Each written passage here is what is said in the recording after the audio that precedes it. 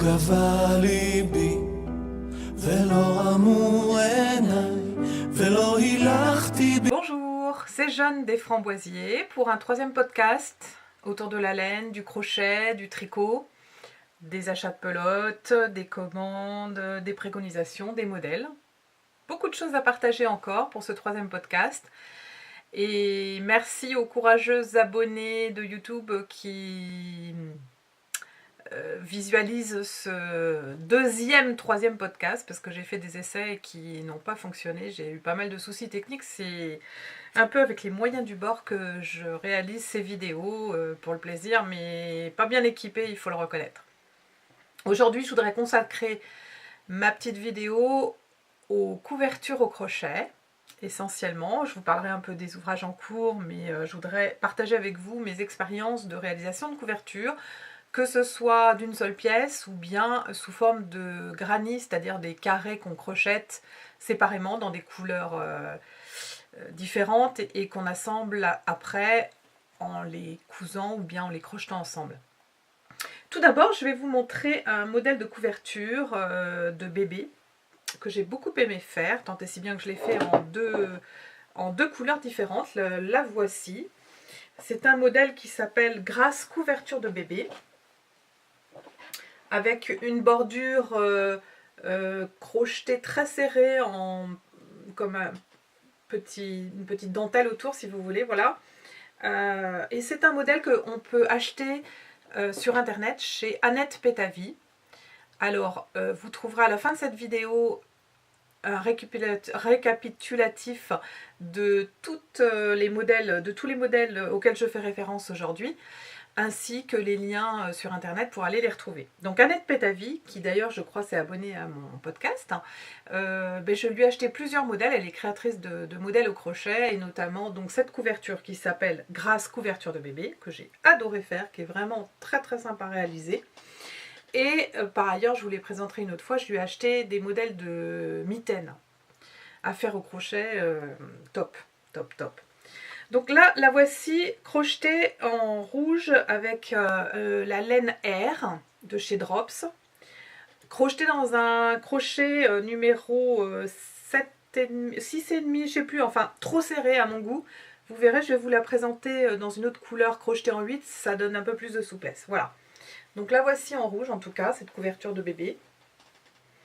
Et la voici en blanc cassé, toujours R, mais là crochetée en gros crochet numéro 8. Voilà. Très très joli modèle. Dans les modèles donc, que je tricote d'une seule pièce, il y a donc celle que je suis en train de réaliser en Charisma, dont je vais vous montrer l'avancement. La Charisma, pour rappel, c'est cette laine qui a un fil assez gros, qui est toujours de chez Drops, et que je tricote là d'un seul tenant pour faire un grand plaid en crochet 4,5 pour le coup. Et voici la hauteur qu'on a aujourd'hui. J'ai commandé 28 plots, j'en suis à 6 ou 7. Oui, donc vous voyez, j'ai encore un peu plus de 20 plots à crocheter, mais ça va vite en fait. Hein. Voilà. Donc voilà l'avancement du plaid en Charisma. Maintenant, je vais vous montrer des couvertures réalisées en carré qui ont été assemblées une fois terminées. Et là, c'est un travail de plus longue haleine, hein, il faut bien le reconnaître. Tout d'abord, celle-ci, qu'on peut voir comme ça. Et du côté qui a été crocheté, assemblé comme ça. Donc une belle couverture. Celle-ci, elle a été crochetée en népal. C'est une autre laine de chez Drops qui est assez épaisse, qui se crochette en numéro 5. Vous voyez, là, je l'ai crochetée en numéro 5. Et ce modèle de couverture, c'est un modèle gratuit que vous pouvez aller récupérer sur le site de Drops. Donc c'est pareil, vous trouverez toutes ces références à la fin de cette vidéo. Ensuite, en carré, eh bien, j'ai celle-ci, qui a des carrés assez particuliers puisque ce sont des carrés avec des fleurs en relief. Et donc celle-ci, elle est aussi dans une laine Népal, elle a aussi été crochetée dans 2 coloris de chez Népal. Alors vous remarquerez qu'à chaque fois j'ai aussi une bordure crochetée en maille serrée tout autour pour terminer la couverture. Donc voilà les carrés fleurs. C'est un modèle que vous trouverez aussi en référence dans la fin de cette vidéo, que j'ai trouvé ce carré fleurs chez Marie, l'auteur notamment de l'esprit de roulotte, quelque chose comme ça. C'est un peu flou mes explications, mais vous les retrouverez beaucoup plus précisément.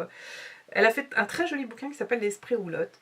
Voilà, donc elle fait du crochet, mais pas que. Et donc elle avait ces carrés granit avec les fleurs en relief, et donc essayez-vous à ça, c'est pas compliqué en fait, hein, et je trouve que ça rend vraiment super. Voilà.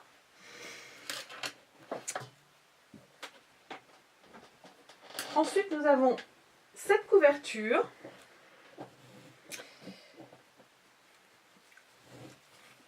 qui est un modèle que j'ai trouvé chez Ravelry. Ravelry, c'est un site en ligne, un site sur lequel on peut laisser ses modèles à soi en vente ou gratuitement. Enfin bref, c'est vraiment la communauté des tricoteuses et crocheteuses et autres d'ailleurs qui viennent poster leurs créations. Voilà ma couverture avec des cas. Donc c'est pareil, vous la trouverez sous ma référence en fait sur Instagram, puisque je l'ai épinglée. Et donc moi, on me retrouve sur Ravelry, pardon, sous le nom de Jeanne des Framboisiers.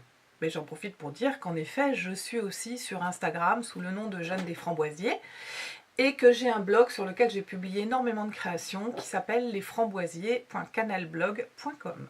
Voici la couverture que j'ai épinglée sur Ravelry.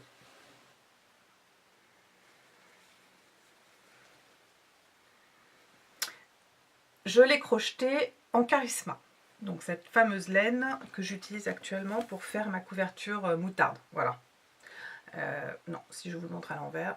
Donc cette laine de chez Drops qui a vraiment des jolis coloris à nous proposer, vous voyez.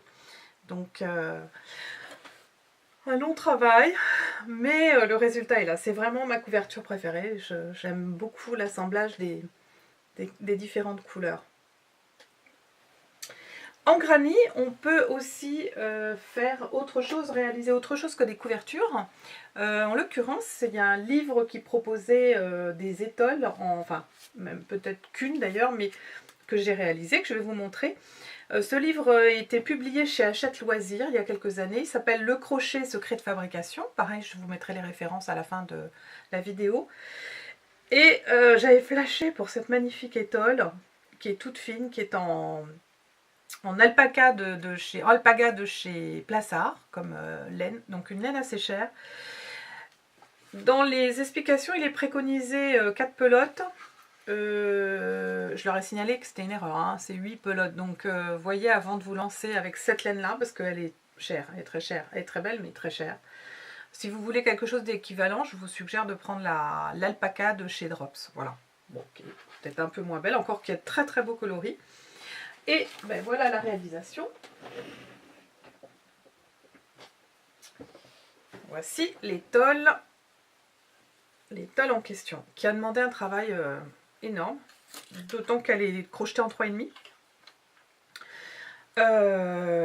Donc vous voyez quand même 8 plots pour cette petite étole, avec un assemblage carré par carré au fur et à mesure. C'est un peu particulier, ils appellent ça je crois une étole japonaise, ou je sais plus exactement.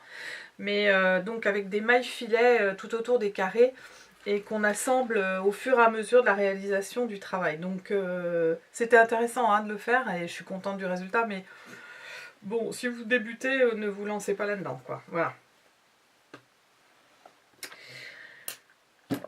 Sinon, eh bien, pour donner des nouvelles un peu des projets en cours, sachez que j'ai attaqué les mitaines pour monsieur, et les voici, toujours en Charisma. Alors là, c'est du tricot, je les tricote en 3,5. Donc voilà, c'est le démarrage, hein, mais il est temps d'ailleurs, parce qu'aujourd'hui on a plein de neige et que monsieur n'a pas ses mitaines. Voilà.